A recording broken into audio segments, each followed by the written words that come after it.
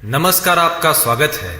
हमारे हिंदू समाज में तरह तरह के धार्मिक त्योहार और तिथियां मनाई जाती है, पर हिंदू धर्म के पंचांग में एक ऐसा महीना भी आता है जहां हम अपने पितरों के आशीर्वाद को प्राप्त कर सकते हैं, जिसे पितृपक्ष का महीना कहा जाता है। हिंदू पंचांग के अनुसार अश्विन मास की पूर्णिमा तिथि से पितृपक्ष आरंभ होते हैं। पितृपक्ष अश्विन मास की कृष्ण पक्ष की अमावस्या तिथि तक कुल 16 दिन चलते हैं। इस साल पितृपक्ष 20 सितंबर से 6 अक्टूबर तक मनाए जाएंगे। हिंदू समाज में पितरों को देव तुल्य माना गया है, इसलिए पितृपक्ष के दौरान पितरों का आशीर्वाद प्राप्त करना बहुत ही लाभदायी होता है। गरुड़ पुराण के अनुसार पितृपक्ष में अगर पितरों का तर्पण नहीं किया जाता है तो पितृदोष लगता है। यदि श्राद्ध की तिथि याद ना हो तो ऐसी स्थिति में अमावस्या तिथि पर श्राद्ध किया जाता है। इस दिन सर्व पितृ श्राद्ध योग माना जाता है। यदि आप भी अपने पितरों का आशीर्वाद प्राप्त करना चाहते हैं तो पितृपक्ष की माह में कुछ उपाय अवश्य करें।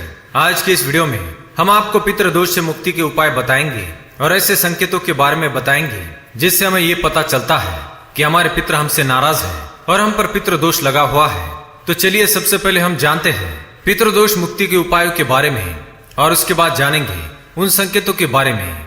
गरुड़ पुराण के अनुसार पितृपक्ष के इस महीने को स्वयं ईश्वर द्वारा मनुष्य के उद्धार के लिए पंचांग में शामिल किया गया है। एक कथा अनुसार जब सारे पितृगणों ने भगवान विष्णु से प्रार्थना की कि हम कुछ समय के लिए धरती पर अपने प्रियजनों से मिलना चाहते हैं, उनके द्वारा बनाए गए भोजन का स्वाद लेना चाहते हैं, तब श्री हरि विष्णु जी ने उनकी बात को स्वीकार करते हुए पितृपक्ष माह का आरंभ किया और उन्हें वरदान दिया कि वे इस माह में कौवे, गाय, कुत्ते या मनुष्य का वेश धारण कर अपने प्रियजनों के दर्शन कर सकते हैं और उनके भोजन का स्वाद ले सकते हैं। इसी कारण से पितृपक्ष के इस महीने का महत्व अधिक माना जाता है।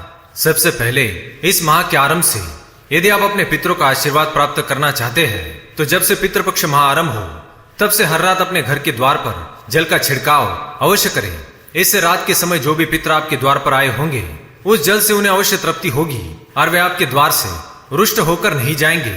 दूसरा उपाय, हम पितरों के श्राद्ध पर उनके लिए भोजन तो बनाती ही है, यह हम सब जानते हैं, किंतु पितृपक्ष के पूरे माह में हम जो भी भोजन घर पर बनाए उसमें से कौवे, गाय, कुत्ते के लिए कुछ हिस्सा अवश्य निकालना चाहिए। इससे हमारे पितृ जिस भी रूप में धरती पर होंगे उन्हें अवश्य तृप्ति प्राप्त होगी और वे प्रसन्न होकर आपको आशीर्वाद देंगे।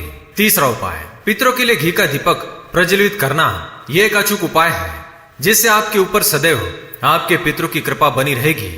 पितृपक्ष के माह के शुरू होते ही आप घर में पितरों का नाम लेकर उन्हें याद करते हुए और उनका आवाहन करते हुए ओम नारायण नमः मंत्र का उच्चारण करें और पितरों की तस्वीर के सामने घी का दीपक प्रज्वलित करें। इससे पितृदोष से मुक्ति के द्वार खुल जाते हैं और पितरों का आशीर्वाद भी प्राप्त होता है। आपके पितरों की श्राद्ध तिथि पर आपको ब्राह्मणों को भोजन अवश्य करना चाहिए और उस भोजन से जो थोड़ा बच जाए उसे लेकर आपको कौवे को खिलाना चाहिए। और जब आप ये भोजन कौवे को खिलाने जाए तब आप मन में अपने पितरों को अवश्य याद करें। इससे आपके पितृ जहां भी जिस भी स्वरूप में होंगे उन तक आपका भोजन अवश्य पहुंच जाएगा और उनका आशीर्वाद आपको अवश्य प्राप्त होगा। छठी बात, पितरों की पसंद की चीजें किसी जरूरतमंद को दान करना। यदि आप पितृपक्ष के माह में अपने पितरों की पसंद की चीजें जैसे उनका पसंद का खाना, कपड़े, मिठाई आदि जैसी चीजें किसी जरूरतमंद को दान करते हैं या ब्राह्मण को दान करते हैं तो उनका फल आपको अवश्य प्राप्त होगा। ऐसा करने से पितृ प्रसन्न होते हैं और आप पर उनकी कृपा दृष्टि सदैव बनी रहती है। साथ ही बात, यदि आप पर पितृ दोष है और आपके पितृ आपसे किसी कारणवश रूठ गए हैं जिसका प्रभाव आपके जीवन पर नजर आ रहा है, आप पितृपक्ष के महीने में अपने पितरों को तृप्त और प्रसन्न करने के लिए भागवत कथा, गीता का पाठ, कृष्ण भजन या जागरण जैसे शुभ कार्यों का आयोजन स्वयं करें और पितरों की आत्मा की शांति के लिए प्रार्थना करें। आठवीं बात, यदि आपके पितरों की मृत्यु अकस्मात रीत से हुई है या समय से पहले ही उनकी मृत्यु हुई है तो उनकी आत्मा की शांति के लिए आप गंगा नदी के किनारे उनका तर्पण अवश्य करें। पितृपक्ष मास में गया जाकर उनका श्राद्ध व तर्पण करने से आपके पितृ जिस स्थान पर भी होंगे उनका आशीर्वाद आपको अवश्य प्राप्त होगा। तो आइए अब जानते हैं किन संकेतों से पता चलता है कि हमें पितृदोष लगा हुआ है।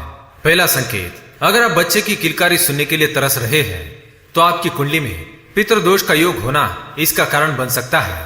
दूसरी बात, परिवार के लोगों के बीच आपसी कलह और पैसों की तंगी भी इस ओर इशारा करती है। तीसरी बात, बेवजह के कोर्ट कचहरी के केस होना पितृदोष की वजह से हो सकता है।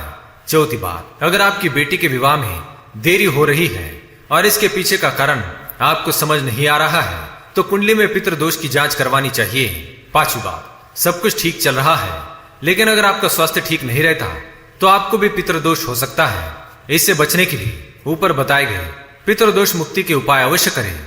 उम्मीद है यह जानकारी आपको अच्छी लगी होगी। वीडियो पसंद आए तो लाइक करें, कमेंट में जय श्री कृष्ण, जय पितृदेव अवश्य लिखें, साथ ही चैनल को सब्सक्राइब करें। धन्यवाद।